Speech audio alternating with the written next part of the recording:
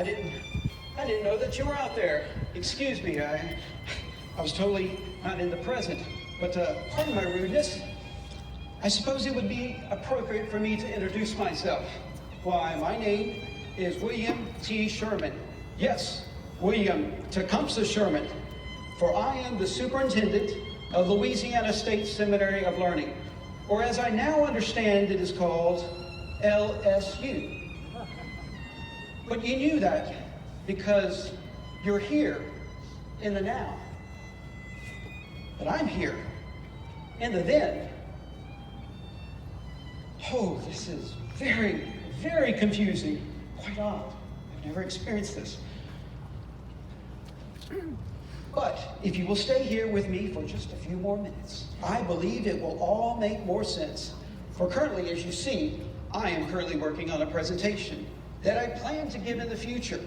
And I will ask that you please do me the honor of being my attentive audience.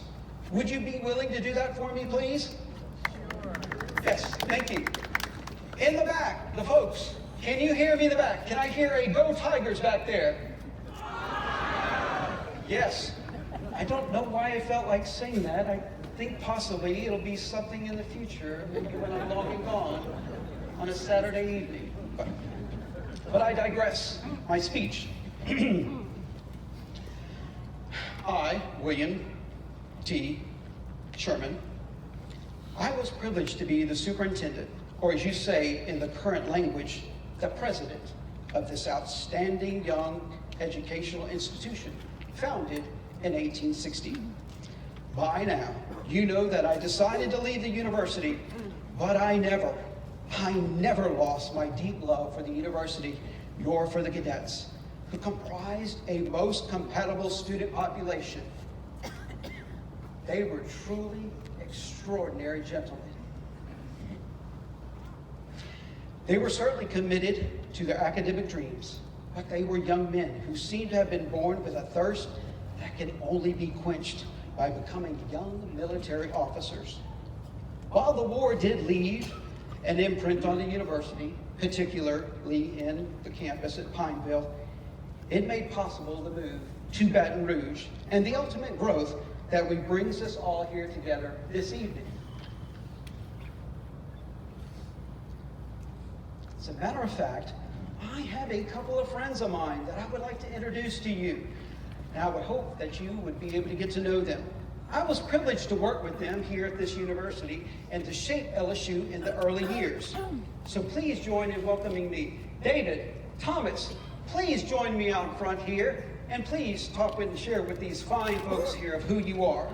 So ladies and gentlemen, welcome Colonel David French Boyd and Thomas Duckett Boyd Sr., the Boyd brothers.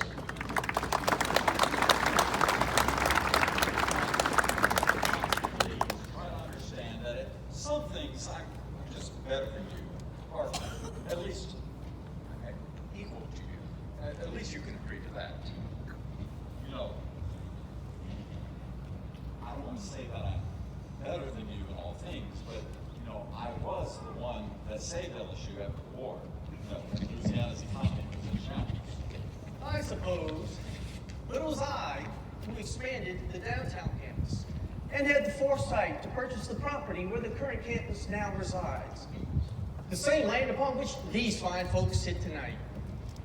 Furthermore, I was the prime overseer for the planning and construction of this new campus. So I think I did pretty well. Wouldn't you agree? Yes, oh, okay. You did all right, but I did pretty good too, you know. Gentlemen, can't we all agree that both of you had an incredible interest here at this institution? Why, this supremely magnificent institution of higher education and the great citizens of Louisiana should be extremely proud that the state's flagship of institution of higher education, and both of you served with distinction as presidents on this campus. Why, David, look to your right.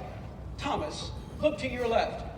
Both of you gentlemen are proudly honored here on this campus with buildings named after you. Now, if you gentlemen do not mind, I have a speech to finish with these fine folks. Excuse me. If you like to argue with It would be with tremendous oversight if we did not introduce to you here tonight to one other individual, one without question, who lifted LSU to national renown. Governor Long, please join me out here on the plaza. As Governor Long joins us here, I know he will help us better understand some of the early challenges which had to be overcome, how he sought to strengthen LSU's academic program and faculty, why he developed a deep love and appreciation for that grand group of musicians that we all love, the Golden Band from Tigerland. He was one of the most colorful and influential forces in Louisiana politics. Even today, none stand taller than Governor Huey P. Long. Ladies and gentlemen, please welcome Governor Huey P. Long. That's a little more like it. When I walked out here to that lame applause, I was about to go back to the Capitol, crawl back under that statue. Well, so look at all these politicos we got here tonight. You know, I was elected railroad commissioner of Louisiana in 1918. And they tried to impeach me in 1920. And when they failed to impeach me in 1920, they indicted me in 1921. And I wriggled through that and I managed to become governor in 1928. And they impeached me in 1929. So I hope you don't think you have things rough. But the reason I became governor, the reason I even won, is because I always championed the little man.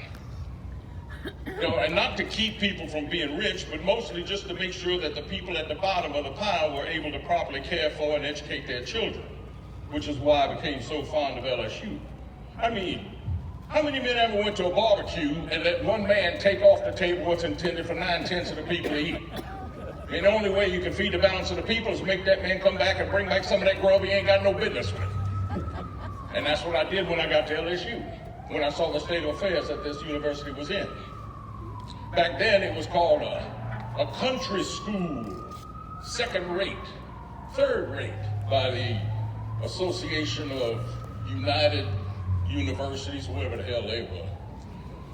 LSU had 168, 170 professors, 1,800 students, and an annual operating budget of $800,000. Today, LSU spends that much money on golf carts.